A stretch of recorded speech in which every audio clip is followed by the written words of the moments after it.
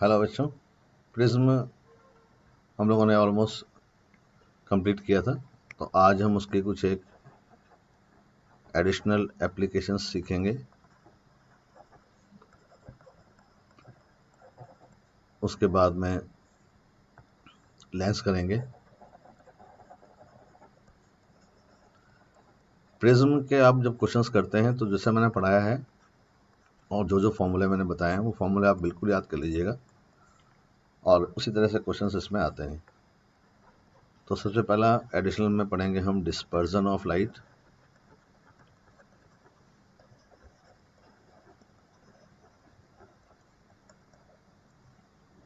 Dispersion क्या होता है? When white light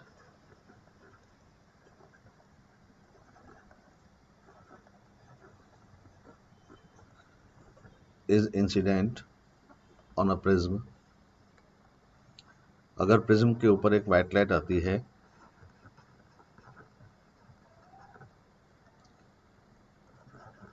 it splits, वो टूट जाती है into 7 colors,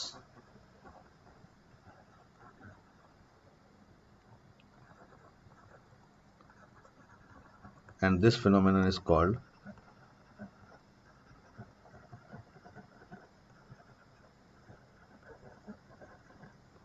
dispersion.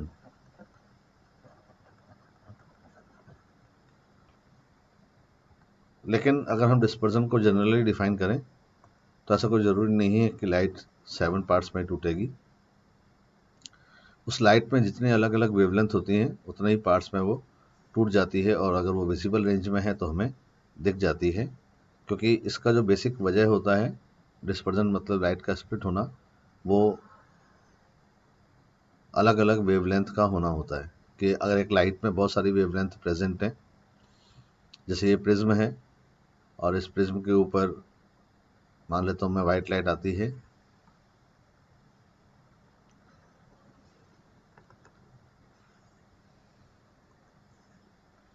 इस तरह से वाइट लाइट इस पर आई है।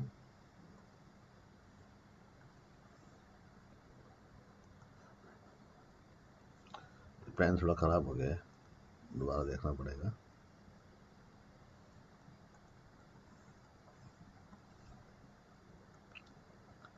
ये वाइट लाइट इस पर आई, मोटी बीम दिखा दी है मैंने यहाँ पर। अब ये लाइट जैसे प्रिज्म के अंदर एंटर करेगी तो 7 कलर्स में टूट जाएगी। 7 कलर्स में ये ब्रेक हो जाएगी और इसका जो ऊपर वाला पार्ट होगा वो रेड होगा,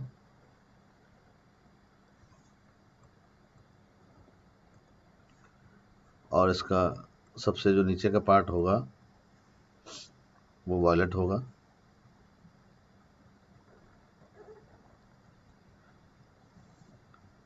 बीच में येलो और ग्रीन आएगा।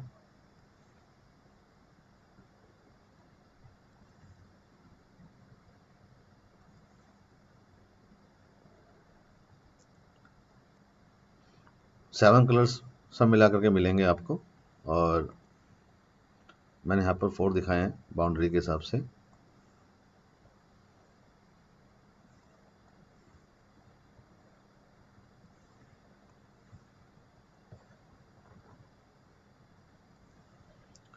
तो ये जो कलर्स आपको दिख रहे हैं यहाँ पर, ये है रेड,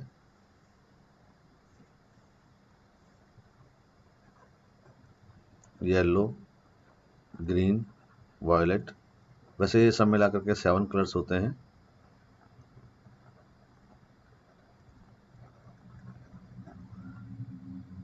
सबसे नीचे जो मिलता है आपको वो वायलेट होता है, फिर होता है Indigo, blue, green, yellow, orange और रेड। तो इस तरह से आपको यहाँ पर 7 कलर्स मिलेंगे और इनका सीक्वेंस ये रहेगा। तो यहाँ पर वायलेट और ग्रीन के बीच में आपको इंडिगो और ब्लू भी मिलेगा,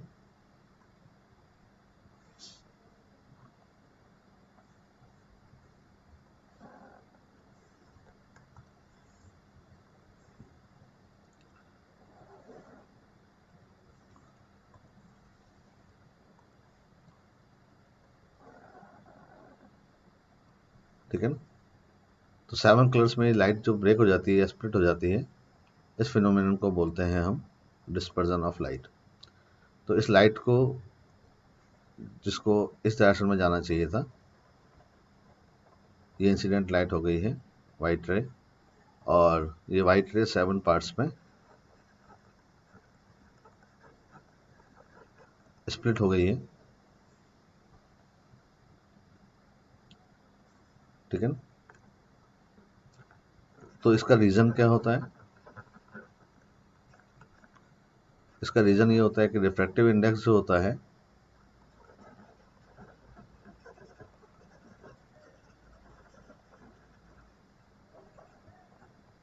वो डिपेंड करता है वेवलेंथ पर,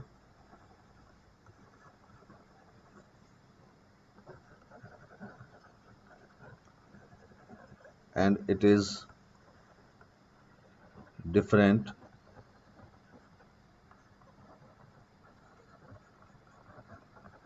फॉर डिफरेंट वेवलेंथ। अलग अलग वेवलेंथ के लिए इसकी वैल्यू अलग अलग होती है। तो आप कहोगे उससे उसका क्या होगा? और हमने ये देखा था कि डेविएशन जो होता है डेल्टा, अगर हम स्मॉल एंगल की भी बात करते हैं तो a इंटू म्यू माइनस 1 होता है, ठीक है ना। लैम्डा रेड की जो वैल्यू है वो वॉयलेट से बड़ी होती है। इसका मतलब रेड का जो रिफ्रैक्टिव इंडेक्स है वो छोटा होता है,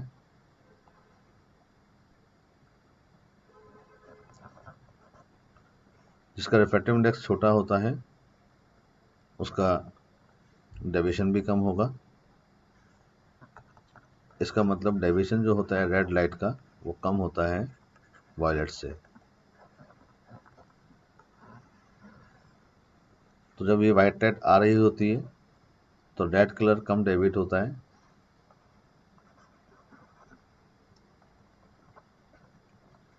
वॉयलेट कलर ज़्यादा डेविएट होता है, और अलग अलग डेविएशन की वजह से ये लाइट 7 पार्ट्स में ब्रेक हो जाती है। तो इस फिनोमिनन को बोलते हैं हम डिस्पर्जन ऑफ लाइट। तो डिस्पर्जन से रिलेटेड एक तो ये आता है जो बातें मैंने आपको बताई। सबसे पहली बात तो ये कि इंपॉर्टेंट फैक्ट्स मैं आपको लिख देता हूँ यहाँ पर। 7 कलर्स में टूटेगा ये तो आपको बता ही दिया है मैंने। सबसे पहली बात आप ध्यान में रखिएगा कि वॉयलेट का रिफ्रैक्टिव इंडेक्स रेड से बड़ा होता है। यहाँ पर हमने लिखा है रेड का छोटा है, वॉयलेट का बड़ा है, वही हमने यहाँ पे भी लिखा है, ठीक है ना। तो डेल्टा वॉयलेट जो होता है वो बड़ा होता है डेल्टा रेड से, लैम्डा रेड जो होता है वो बड़ा होता है लैम्डा वॉयलेट से।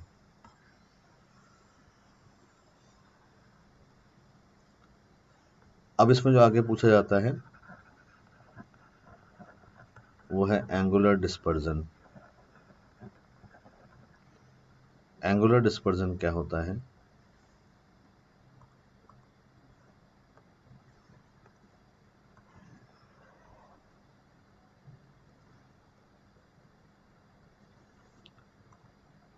तो ये कोई वाइट लाइट है यहाँ पर, और ये 7 पार्ट्स में टूट गई है।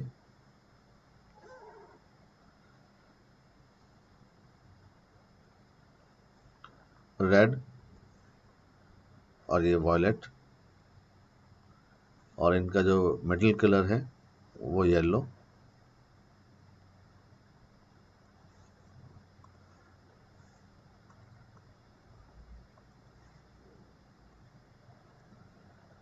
ये इंसिडेंट लाइट हो गई है,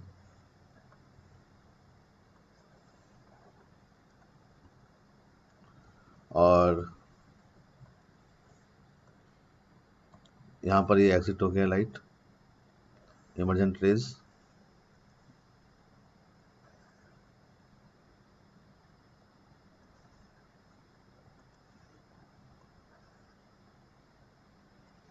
ठीक है, ये रेड, ये येलो और ये वॉयलेट, ठीक है।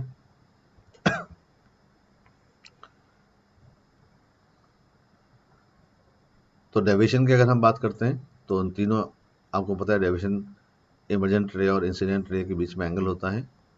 तो रेड कलर का डेविएशन ये आ जाएगा यहाँ पर।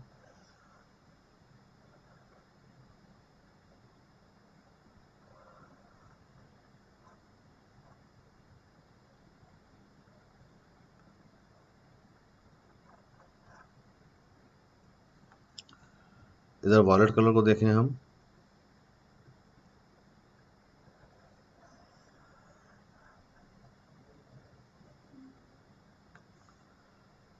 ये वॉयलेट कलर थोड़ा कम दिख रहा है, तो इसको मैं किसी दूसरे शेड से दिखा देता हूँ।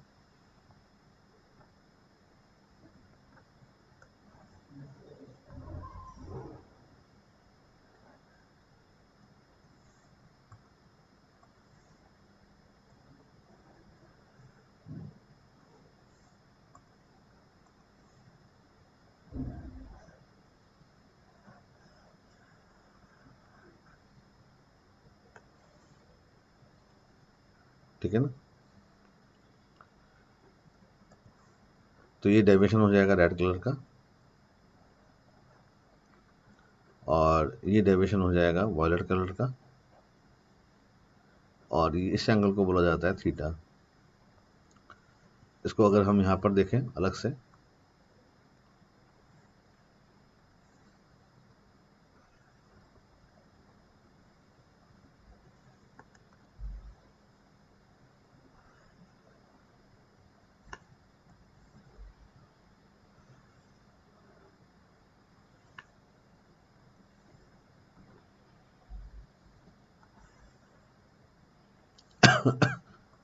तो देखो ये तो होती है इंसिडेंट रे, वाइट रे जो है यह है इंसिडेंट रे,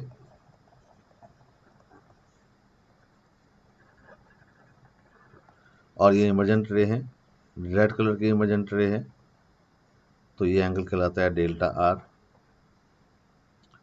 और ये वायलेट कलर की है, तो ये कहलाता है डेल्टा वी।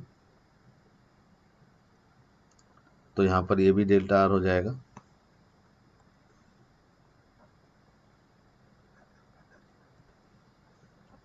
ये एंगल होता है थीटा, और ये हो जाएगा 180 माइनस डेल्टा वी।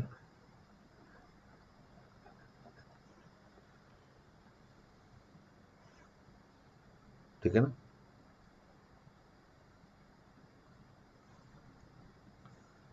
इस ट्रायंगल की अगर हम बात करते हैं यहाँ पर जो अंदर ट्रायंगल बन रहा है, तो इस ट्रायंगल में theta plus delta R plus 180 minus delta we, triangle के तीनों एंगल का सम 180 होता है।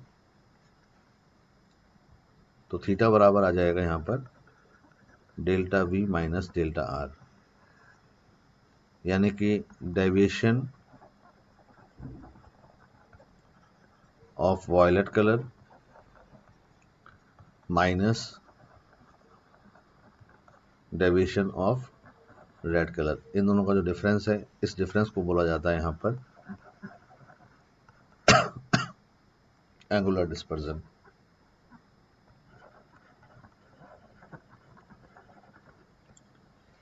तो एक तो एंगुलर डिस्पर्जन आप पढ़ करके जाइएगा।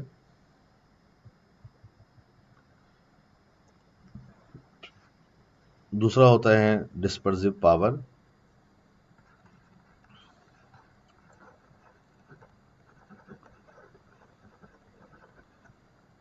जिस लेंस या जिस प्रिज्म की डिस्पर्जन पावर ज़्यादा होगी, तो उसमें आपको क्लियर कट 7 कलर्स दिखाई देंगे। डिस्पर्सिव पावर होता है ओमेगा बराबर angular dispersion divided by deviation of yellow colour. मतलब एंगुलर डिस्पर्जन, इसको डिस्पर्जन और डेविएशन का रेशियो भी कहते हैं। तो angular dispersion divided by deviation of mean colour. Mean, yellow colour को मीन कलर मतलब बीच का एवरेज कलर माना जाता है, इसलिए कई लोग इसको रफली डिस्पर्जन और डेविएशन का रेशियो भी कहते हैं।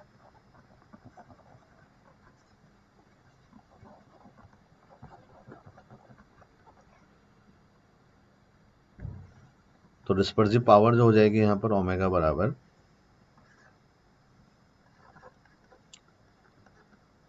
थीटा बाय डेल्टा वाई, और थीटा की वैल्यू क्या थी, delta V minus delta are. आपको पता है डेल्टा का फॉर्मूला होता है ए इंटू म्यू माइनस वन, तो डेल्टा वी की जगह आप लिखोगे ए म्यू वी माइनस वन, इसकी जगह ए म्यू आर माइनस वन, और नीचे आ जाएगा ए म्यू वाई माइनस वन। ए कॉमन आके कैंसिल हो जाएगा, तो ओमेगा का सेकंड फॉर्मूला जो बन जाएगा यहाँ पर वो होगा mu we minus mu r divided by mu y minus one, यानी कि डिफरेंस ऑफ रिफ्रैक्टिव इंडेक्स, ठीक है ना, for violet and red and divided by mu y minus 1, refractive index for yellow color -1, ठीक है ना। वैसे इन जनरल अगर आपको म्यू वाई पता लगाना होता है तो म्यू वाई जो होता है जिसको बोलते हैं हम refractive index of mean colour, तो इसकी वैल्यू होती है mu v plus mu r by 2। Screenshot लेकर के आप इन फॉर्मूले को जितने भी मैं बता रहा हूँ आप सब याद कीजिएगा, क्योंकि इनसे रिलेटेड क्वेश्चन जो होते हैं वो डायरेक्ट सीधा आते हैं, ठीक है ना।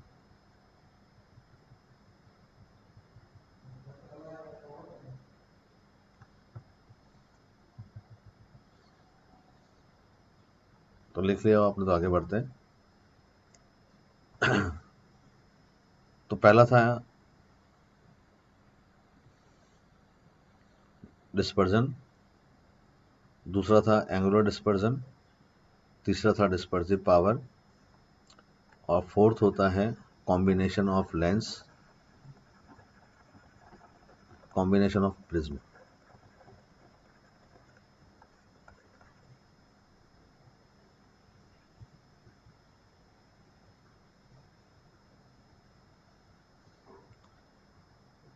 कॉम्बिनेशन ऑफ प्रिज्म के अंदर ज़्यादातर जो पूछा जाता है वो दो प्रॉब्लम पूछी जाती हैं, डेविएशन विदाउट डिस्पर्जन और डिस्पर्जन विदाउट डेविएशन। तो पहला इसमें पूछा जाता है डेविएशन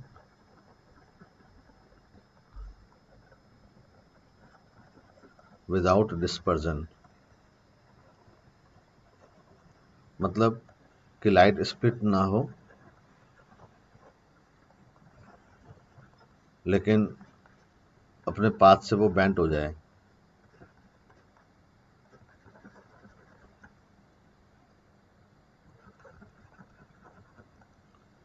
तो हमें लाइट का जो अंदर स्प्लिट हो रहा होता है रिफ्रैक्शन की वजह से, ये जो यहाँ पर आप देख रहे हैं कि लाइट 7 कलर्स में टूटी थी, तो हमें इस वाले पार्ट को हटाना पड़ेगा यहाँ पर। तो इस पार्ट को हटाने के लिए हम एक दूसरा लेंस लगाते हैं, दूसरा प्रिज्म लगाते हैं।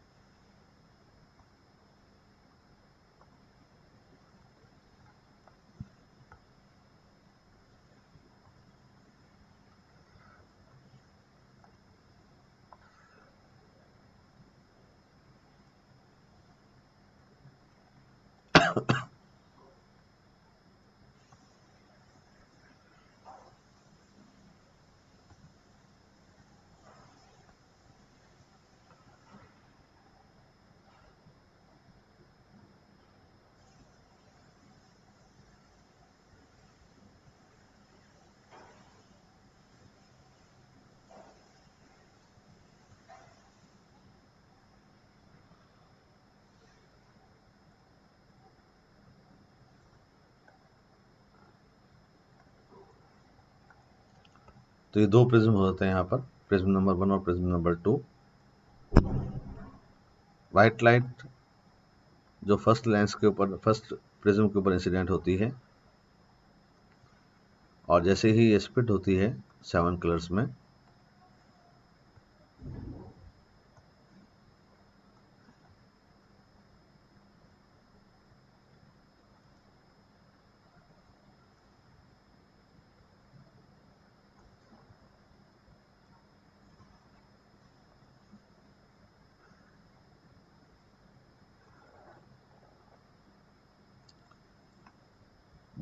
एक प्रिज्म जो स्प्लिट करता है तो दूसरा प्रिज्म अपोजिट है, तो वो इन लाइट को वापस इस तरह से रिफ्लेक्ट करता है।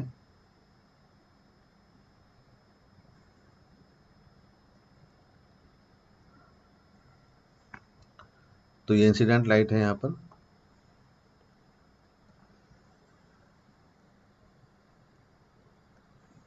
और ये इमर्जेंट है। इंसिडेंट और इमर्जेंट के बीच में जो एंगल होता है वो कहलाता है डेविएशन। तो आपको यहाँ पर डेविएशन तो मिलेगा। वाइट लाइट इंसिडेंट हुई थी और वाइट लाइट ही इमर्ज हो जाती है।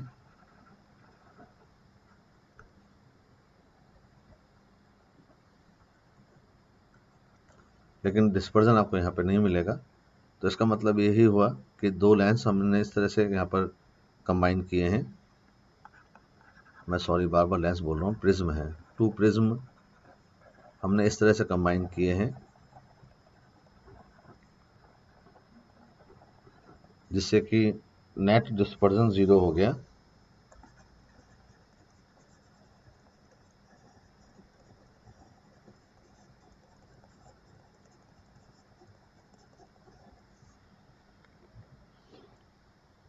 ठीक है।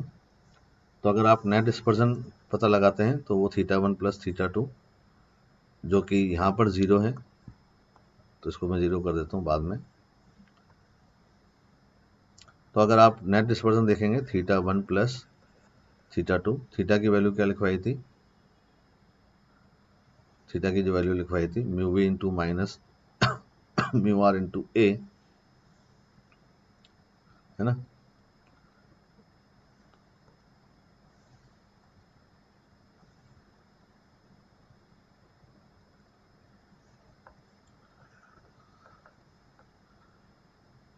तो ये हो जाएगा mu we minus mu are into A first prism के लिए, दूसरा mu we dash minus mu are dash into A dash second prism के लिए।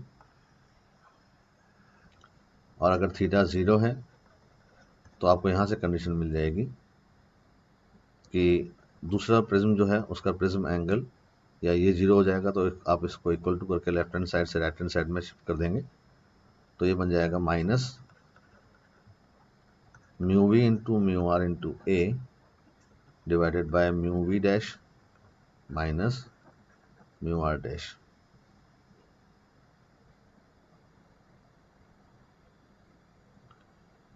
नेगेटिव साइन क्या दिखा रहा है आपको यहाँ पर, नेगेटिव साइन आपको ये दिखा रहा है कि दोनों प्रिज्म जो आपने जोड़े हैं या कंबाइन किए हैं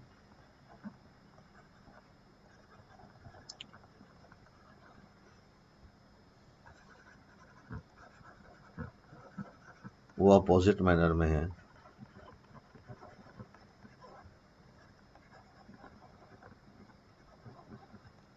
एक ने स्प्लिट किया था तो दूसरे ने यूनाइट कर दिया है। ठीक है ना।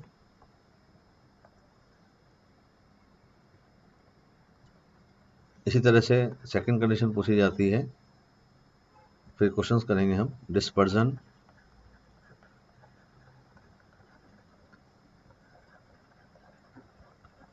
विदाउट डेविएशन,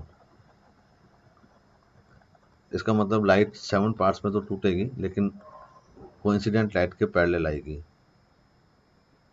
तो इंसिडेंट लाइट जो रहेगी उसके पैरेलल आएगी।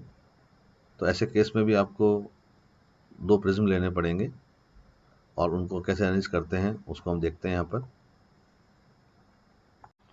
तो ठीक उसी तरीके से हम 2 प्रिज्म अरेंज करेंगे जो एक दूसरे के अपोजिट होंगे। एक स्प्लिट करेगा तो दूसरा उसको वापस कंबाइन करेगा लाइट रे को। और कंबाइन हमें इस तरह से करना है कि जो आउटगोइंग रे है या इमर्जेंट रे है वो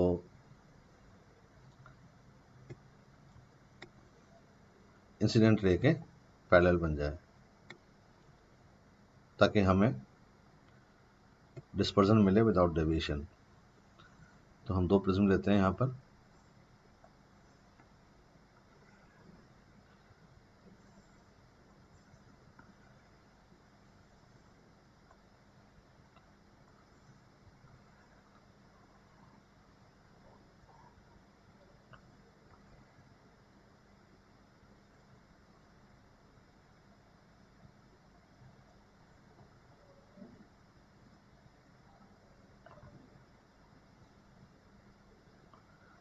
ठीक है। और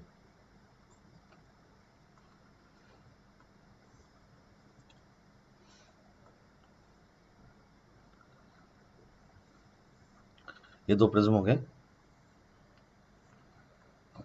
और मान लेता हूँ मैं कि इंसिडेंट रे है ये,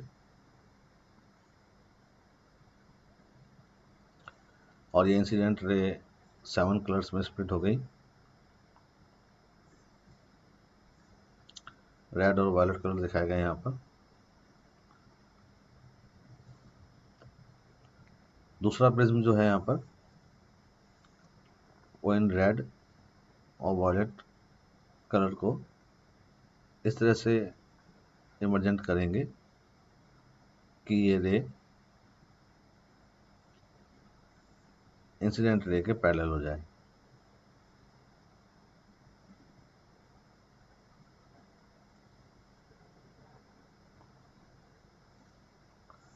कहने का मतलब ये तीनों रेज जो मिलेंगी आपको, एक तो इंसिडेंट रे वाइट रे,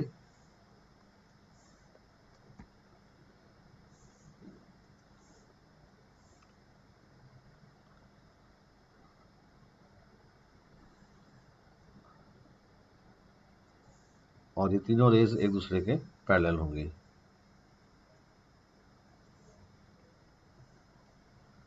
आपको किसी भी कंडीशन में, किसी भी केस में आपको डायग्राम बनाने की ज़रूरत नहीं है, बस क्वेश्चन ध्यान से पढ़ना है।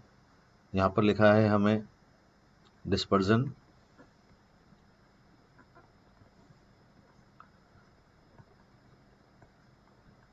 विदाउट डेविएशन, 7 कलर्स मिलेंगे आपको रेड से लेकर के वॉलेट तक, लेकिन ये सारे कलर्स पैरेलल होंगे इस वाइट रे के। तो यानी कि यहाँ पर टोटल डेविएशन 0 हो जाएगा। टोटल डेविएशन भी आप डेल्टा 1 प्लस डेल्टा 2 से कैलकुलेट करेंगे, और डेल्टा तो आपको पता है, डेल्टा का फॉर्मूला होता है a इंटू म्यू माइनस 1। तो सिंपल सा फॉर्मूला लगा देंगे यहाँ पर। यहाँ पर डेल्टा 1 प्लस डेल्टा 2 0 है, इसका मतलब a mu minus 1 plus a dash mu dash minus 1 equal to 0। Mu इन दोनों प्रिज्म का रिफ्रैक्टिव इंडेक्स है, तो आपको a डैश की वैल्यू मिल जाएगी minus mu minus 1 into a by mu dash minus 1। तो प्रिज्म से रिलेटेड ये सारी बातें आप ज़रूर याद रखिएगा, इंपॉर्टेंट केसेस आप याद रखिएगा। और नीट 22 और 23 में इस पर क्वेश्चन आए थे, जिसको मैंने डीपीपी में दिया है। आप चाहेंगे तो उसको हम नेक्स्ट राउंड पर डिस्कस भी कर लेंगे, ठीक है।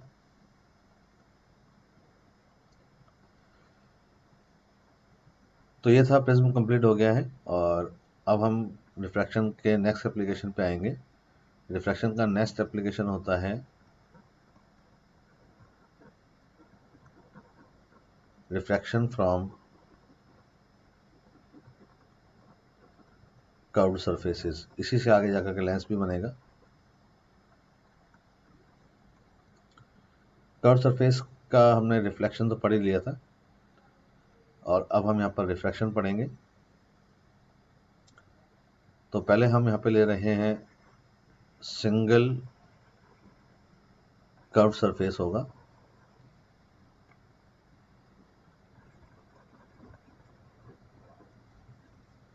तो इस तरह का एक डिवाइस होगा आपके पास में।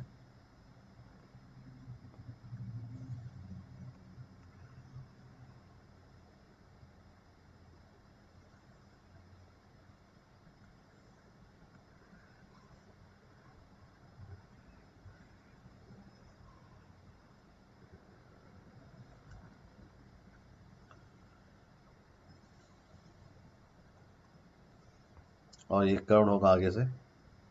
तो दो तरह का कर्वेचर इसमें हो सकता है, या तो इसमें कॉन्वेक्स होगा और या फिर कॉनकेव होगा। जो कि दिख रहा है आपको यहाँ पर, मैंने जो लिया है वो कॉन्वेक्स है। ऐसे ही कॉनकेव भी आ सकता है। कॉन्वेक्स का मतलब होता है उभरा हुआ, और कॉनकेव का मतलब होता है जो अंदर से दबा हो, सेंटर पार्ट से दबा हो। तो पहले हम इसमें देख लें इंपॉर्टेंट टर्म्स।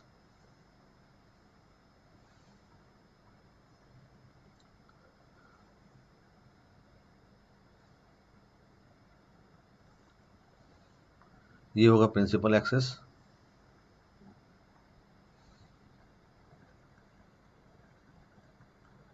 जो इसको दो बराबर पार्ट्स में डिवाइड करेगा। P इज द पोल। इसका ये वाला जो पार्ट है ये डेंसर है, जो कि ग्लास या वाटर कुछ भी हो सकता है। तो बाहर का जो मीडियम है इसका रिफ्रैक्टिव इंडेक्स μ1 है। तो μ1 इज द रिफ्रैक्टिव इंडेक्स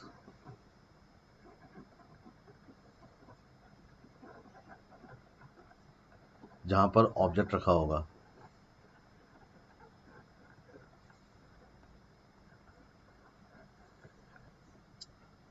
और μ2 जो आएगा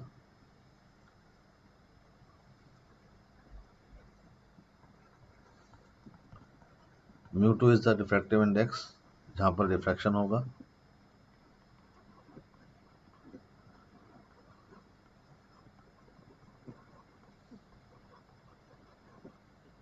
जहां पर रिफ्रैक्शन या रिफ्रैक्टेड लाइट रेज रहेंगी।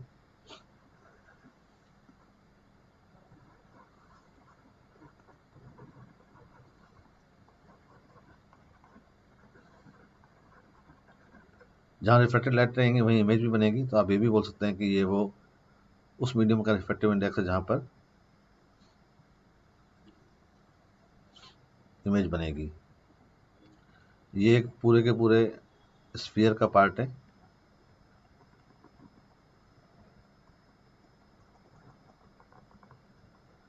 तो इसका सेंटर यहाँ पर आएगा, और इस सेंटर को बोलेंगे हम सेंटर ऑफ कर्वेचर।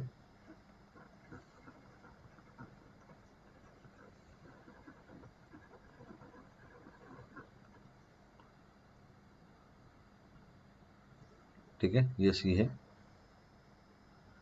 और यहाँ पर ऑब्जेक्ट रखा होगा। तो ये ऑब्जेक्ट है। आपको पता है कि कर्व सरफेस के जितने भी नॉर्मल होते हैं वो सारे के सारे सेंटर ऑफ कर्वेचर से पास होते हैं, तो ये नॉर्मल हो जाएगा। लाइट रे जो इंसिडेंट होगी, ये लाइट रे इंसिडेंट हुई है, जिसका इंसिडेंट एंगल आप नॉर्मल से लेंगे, और मान लेता हूँ कि ये एंगल यहाँ पर है θ1। इस पाथ पे इसको जाना चाहिए था, लेकिन नॉर्मल की तरफ ये मुड़ जाएगी। तो नॉर्मल की तरफ जब ये मुड़ जाएगी तो मुड़ने के बाद में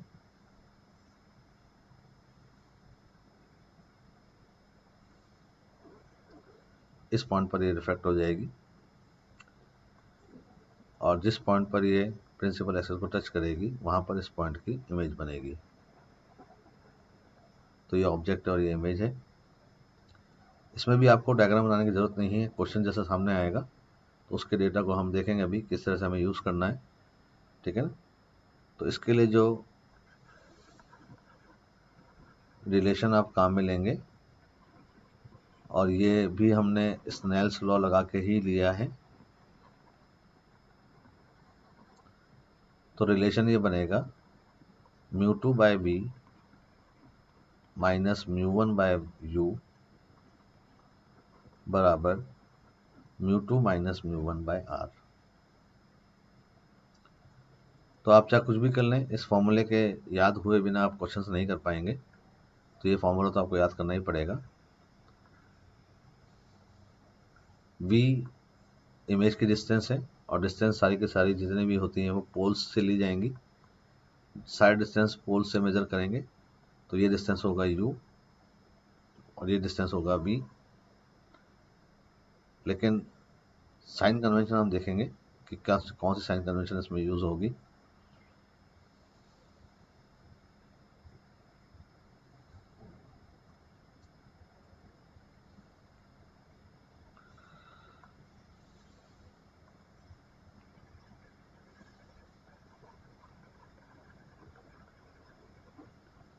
पहली बात, all the distance are measured from pole। Side distance pole से मेजर किए जाएंगे। नंबर 2, जब तक कुछ ना कहा जाए, लाइट को आप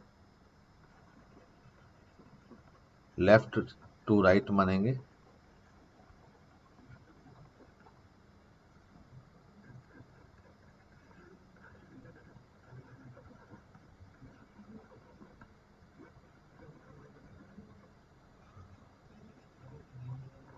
लाइट की डायरेक्शन में जो डिस्टेंस लिए जाएंगे वो पॉजिटिव होंगे, ठीक है ना। और प्रिंसिपल एक्सिस से ऊपर के डिस्टेंस पॉजिटिव होंगे, नीचे के डिस्टेंस नेगेटिव होंगे। ये बिल्कुल वही की वही बात है। अब सपोज कीजिए कि अगर ऑब्जेक्ट डेंसर मीडियम में रखा हो, तो फिर आप लाइट को डेंसर से रेयर मानेंगे। जनरली ऑब्जेक्ट बाहर रखा होता है, तो एक बार मैं जनरल केस बता देता हूँ आपको कि अगर ऑब्जेक्ट यहाँ रखा है तो लाइट को हम in general left to right लेंगे। तो उस हिसाब से ये अगर पोल है, ये सेंटर ऑफ कर्वेचर है, तो रेडियस इस तरह से नापी जाएगी। तो यहाँ पर रेडियस जो है वो पॉजिटिव हो जाएगी। यू मेज़र करने के लिए आपको यहाँ जाना पड़ेगा, तो इसमें यू नेगेटिव हो जाएगा, और इमेज जो बनेगी अंदर की तरफ तो वो पॉजिटिव हो जाएगी।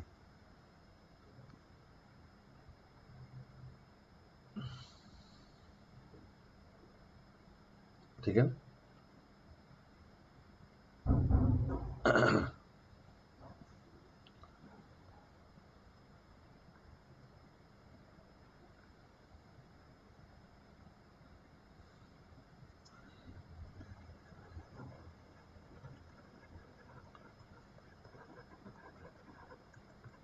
क्वेश्चंस करेंगे अभी, पहले इंपॉर्टेंट सम सीख लेते हैं।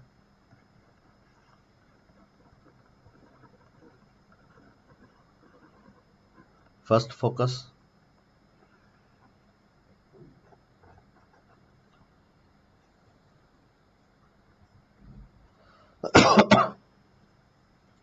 फर्स्ट फोकस वो पॉइंट होगा जिसमें इंसिडेंट रे पास होने के बाद में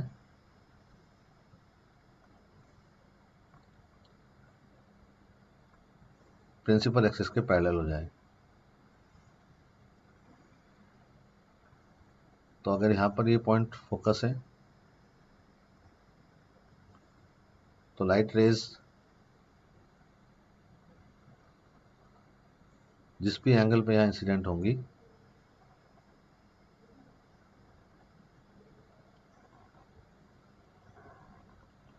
रिफ्लेक्शन के बाद में ये प्रिंसिपल एक्सिस के पैरेलल हो जाएंगी, तो उस पॉइंट को फर्स्ट फोकस कहा जाएगा।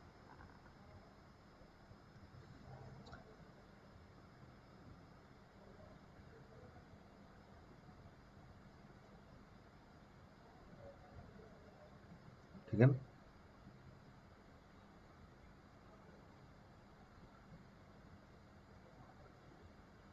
तो अब हम यहाँ देख रहे हैं कि ये वाला पॉइंट जो है वो फोकस है। तो अगर इसका मतलब ये है कि ऑब्जेक्ट आपने इस जगह पर रखा है, if object is placed at F, rays parallel हो गई, इसका मतलब इमेज इनफाइनाइट पे बनने लगी। तो आप ये फॉर्मूला जब यूज करेंगे, μ2 by V minus μ1 by U, μ2 minus μ1 by R, तो आपको दिख रहा है लाइट रे इस डायरेक्शन में जा रही है, तो रेडियस तो आपको पॉजिटिव लेना पड़ेगा और u यहाँ पर नेगेटिव आएगा।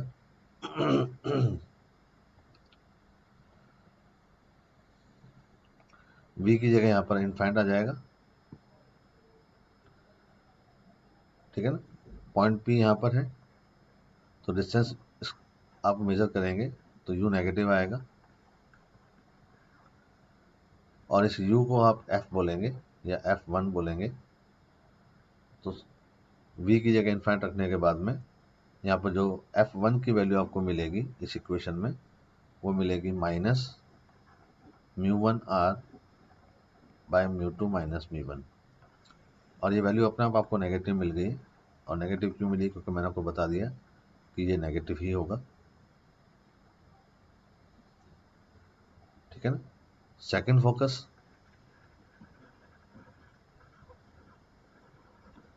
सेकंड फोकस इसका आप रिवर्स मान सकते हैं।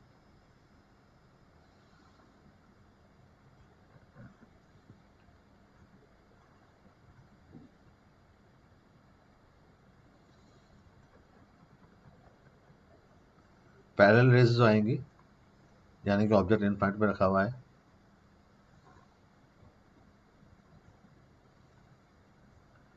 और रिफ्लेक्शन के बाद में वो एक पॉइंट पर फोकस हो जाएंगी, यानी ऑब्जेक्ट इनफाइनाइट पर है और इमेज जिस पॉइंट पर बनेगी। तो हम ये मान सकते हैं कि ऑब्जेक्ट यहाँ पर इनफाइनाइट पर है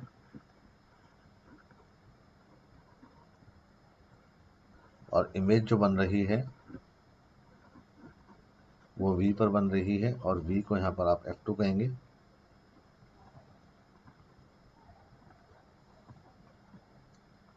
और v यहाँ पर पॉजिटिव आएगा तो f2 भी यहाँ पर पॉजिटिव आएगा। तो वही इक्वेशन लिखें हम, μ2 by v minus μ1 by u, μ2 minus μ1 by r। इसमें u की जगह इनफाइनाइट रखेंगे आप तो ये 0 हो जाएगा, और v की जगह आपको f2 रखना पड़ेगा। तो f2 की जो वैल्यू आएगी यहाँ पर वो आएगी μ2 r बाय μ2 माइनस μ1।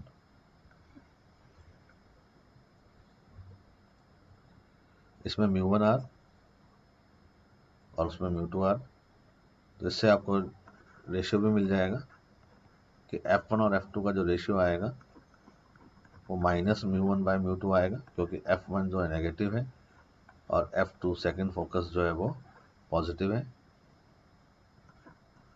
तो ये रिलेशन भी इंपॉर्टेंट है। या फिर आप ये बोल सकते हैं कि f1 bye f2 plus μ1 bye μ2 बराबर 0। इस इक्वेशन को देख करके आप ये भी बोल सकते हैं f1 bye μ1 minus f2 bye μ2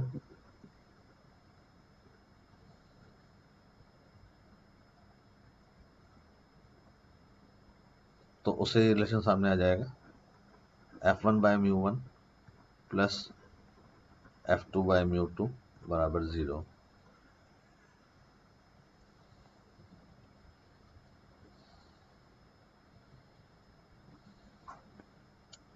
ठीक है, ऊपर वाले फॉर्मूले आप जरूर दोबारा पढ़िएगा एक बार। मैं आपको जरा इस पर एक दो क्वेश्चन बता देता हूँ, लेस फिर हम पढ़ेंगे। मान लीजिए आपके सामने आता है कि कॉन्वेक्स सरफेस है और इस कॉन्वेक्स सरफेस का रेडियस दे रखा है आपको 30 सेंटीमीटर। क्वेश्चन में लिखा है कि object is placed in air at 15 centimetre और ग्लास का रिफ्रैक्टिव इंडेक्स दे रखा है आपको 3/2। Find out the position and nature of image.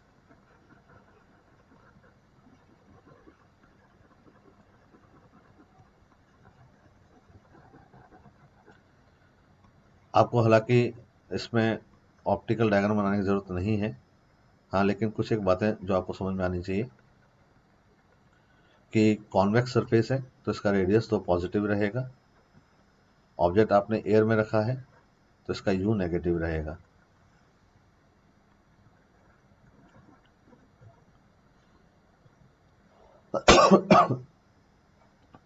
और लाइट कहाँ से आ रही है? एयर से।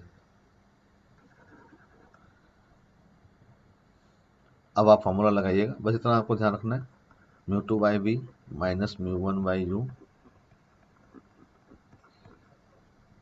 μ2 की जगह 3/2, μ1 की जगह 1, और ये हो जाएगा -15। 3/2 का मतलब 1.5 -1, और r की जगह आपको पॉजिटिव लेना है 30। इसको आप सॉल्व करेंगे तो आपको b की वैल्यू मिल जाएगी, और ये यहाँ पर आ रही है -30 सेंटीमीटर।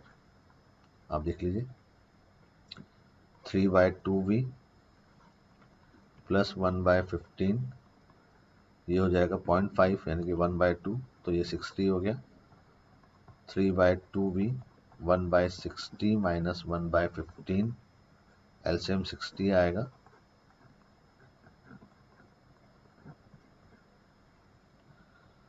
तो आप सॉल्व करोगे